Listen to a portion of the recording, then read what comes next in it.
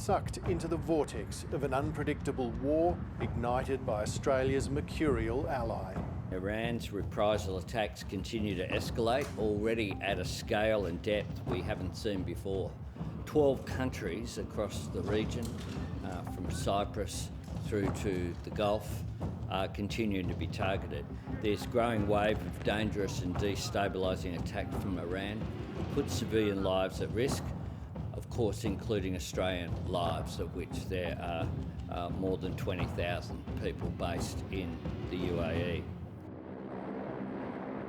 Cabinet this morning announcing the deployment into the Gulf of a long-range surveillance aircraft, air-to-air missiles and more than 80 military personnel, after a request from the United Arab Emirates for assistance. We are not protagonists. What we are doing is providing for defence of the UAE and of Australian citizens.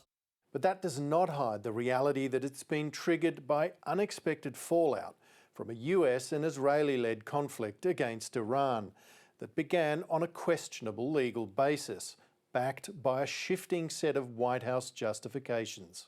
Certainly Australia is engaged in an armed conflict by committing this military asset and these ADF personnel, and as such, in common parlance, yes, we are at war.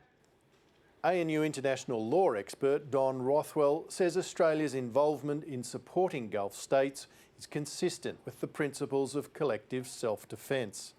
In this case, against Iran's retaliation towards nearly a dozen states in the region. These other countries have been brought into the conflict without any legal basis or justification for Iran's response. Those countries themselves can legitimately exercise self-defence from these Iranian attacks. That's entirely consistent with the United Nations Charter. There's nothing illegal or improper about that. And the way in which the original conflict commenced on the 28th of February needs to be seen quite distinctively from the situation that's evolved in the last few days. The dangers for Australian service personnel are real. Any military force, any state that engages its military force in an armed conflict and becomes a combatant in a conflict is a legitimate target for the purposes of the parties to the conflict. Australia is no longer a military neutral. While the coalition is supportive, we must stand together against a regime like this. The Greens have been scathing. Every asset that Australia puts into the theatre frees up another US military asset to continue its illegal war on Iran. One irony is that the Prime Minister's careful coordination with the Gulf states is a stark contrast to how our biggest ally operates. Breaking overnight, Anthony Albanese speaks with the US President. Donald Trump was quick to accuse Australia overnight of making a terrible humanitarian mistake by not granting asylum to the Iranian women's soccer team. A hastily arranged early morning phone call allowed Anthony Albanese to explain to the President that the issue was already well in hand. He was concerned about the Iranian women in the soccer team and their welfare and their safety if they returned home. He conveyed that to me. I was able to convey to him the action that we'd undertaken over the previous 48 hours, and that 5 of the team had asked for assistance and had received it and were safely located. The surprise is that the President has time in his day to care about the Iranian soccer team in Australia. Questions about the war's duration and purpose is a primary source of uncertainty on financial markets, which have whipsawed over recent days. The President's contradictory messaging clouding the future. We could call it a tremendous success right now as we leave here, I could call it, or we could go further, and we're going to go further. The chaos is also driving uncertainty at home and putting pressure on the Albanese government to explain the level of fuel stocks around the country. What is he doing to make sure it's distributed evenly across the country so that we don't have certain areas and certain industries and key industries that are missing out? They have seen demand increase in Mildura, for example, by 100% at their service stations, and in the Adelaide Hills and Barossa by 280%. Now, Mr Speaker, I think most reasonable people would understand that puts pressure on supply chains. With Parliament largely focused on the consequences of the war, it was left to Nationals leader David Littleproud to deliver the political bombshell of the day. I'm buggered. I'm buggered. I'd have enough. To lead this great party would be the wrong thing for me to do. Littleproud's move follows a series of high-profile defections from the National Party, including Barnaby Joyce's, and the rising threat from One Nation and independents in seats like Farrer. He says his legacy includes fighting for nuclear power and ditching the coalition's support for net zero. But he also wears some of the blame for Susan Lee's doomed leadership.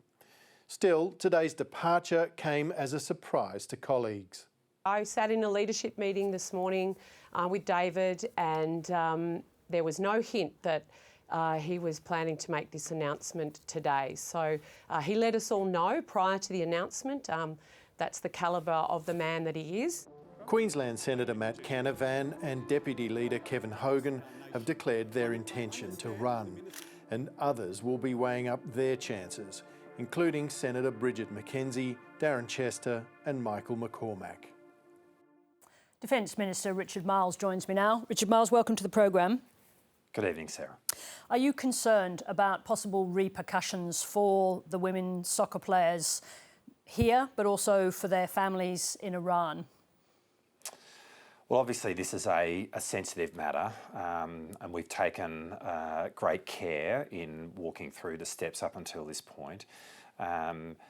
What we have done, obviously, has been done with great care, and we've made it clear to other members of the team that if they want to have a conversation with our government, then we are willing to have that conversation with them. I think it doesn't serve for me to speculate beyond that, but this is obviously a very sensitive matter. That said, for the 5 women who have made this decision, we are very much welcoming them to our country. Do you know, did the football team travel to Australia, the Iranian football team travel to Australia with members of the Islamic Revolutionary Guard or Guard Corps? Oh, look, I'm not in a position to be able to answer that. Again, you know, we have been dealing with this in a very careful and sensitive way, and the position that we have at the moment in terms of being willing to speak to other members is one we continue to maintain. All right, let's go to the decision now to send Australian military assets to the Gulf. The Prime Minister said that the request came from the United Arab Emirates. Was the United States also part of that request? Well, the request that we've responded to is the UAE. I really want to be clear about that. And I spoke to my counterpart in the UAE over the course of the weekend, and they were gratefully receiving the offer that we've made. A number of other countries, including the US, have made requests which are centred on helping to provide for the defence of the Gulf countries. But the request that we were responding to in relation to the deployment of both the E7, but also the provision of the AMRAAMs, the Advanced Medium Range Air-to-Air Missiles, is a request from the United Arab Emirates. And just to be clear, the United States Central Command was not part of the discussion, or Washington were not involved in this request? Well, a number of countries have made requests to us in Does that include the United States? It does, as I said, that does include the United States, and the thrust of that has been in respect of helping to provide for the defence of the Gulf states. But the person who I was speaking to was my counterpart, the Defence Minister of the UAE.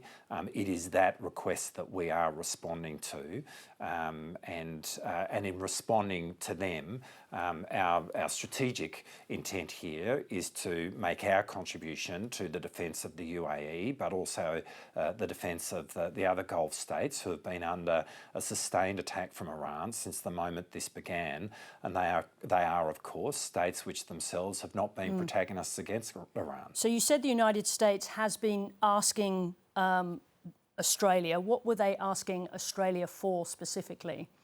Oh, well, I'm not going to go into the specifics of it. I mean, the thrust of their request and others has been fundamentally in respect of helping in the defence of the Gulf states.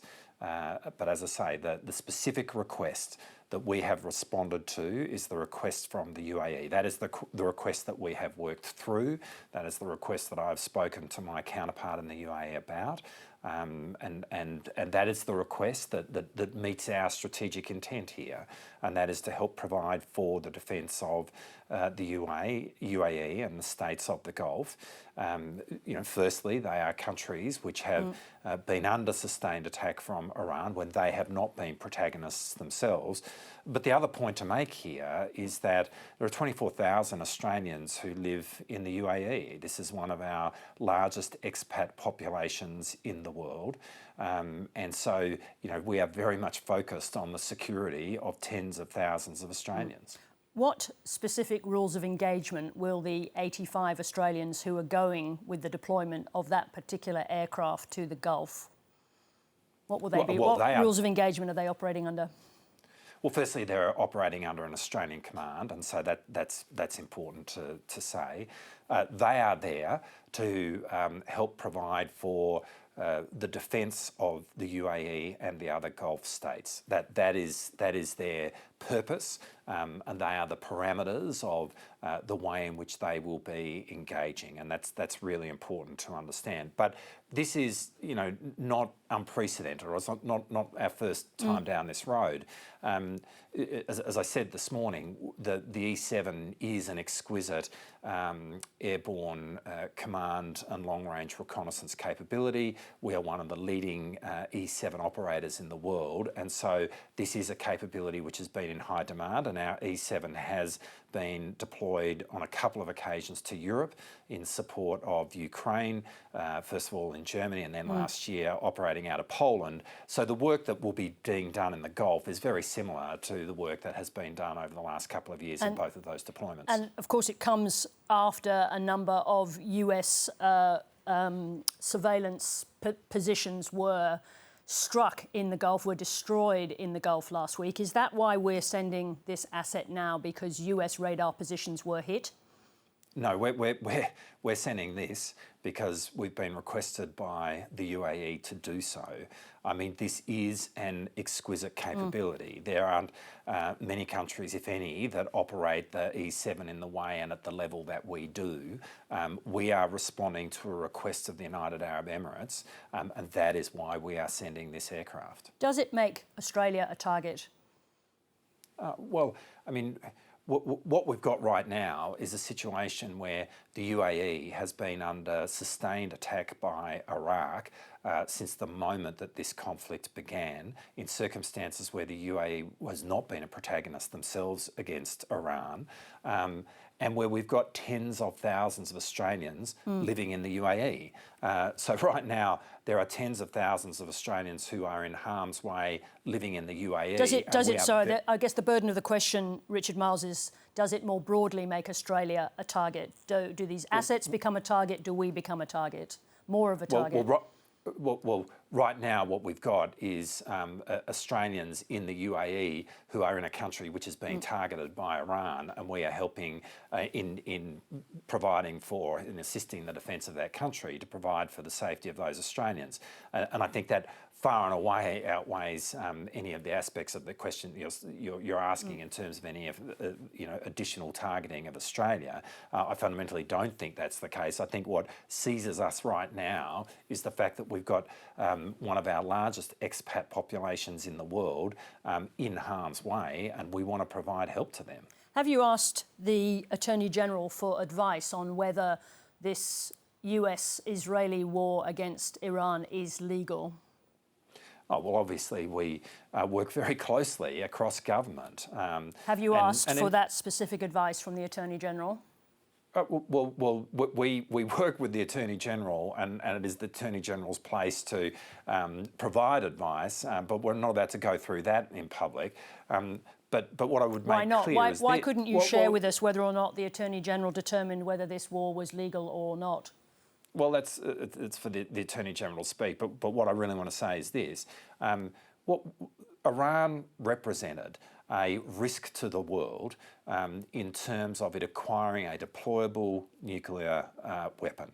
The reason we support the United States in its actions against Iran is because this will prevent and is preventing Iran from being able to acquire that capability in flagrant violation of the Non-Proliferation Treaty. Now, ultimately, it is a matter in terms of the legalities of the war or the actions that are being engaged in by the United States and Israel for both of those countries to articulate that. But we are supporting that action because for Iran to acquire that capability would be a catastrophe for the world. Richard Marles, thank you very much indeed for joining us. Thanks, Sarah. Thank you.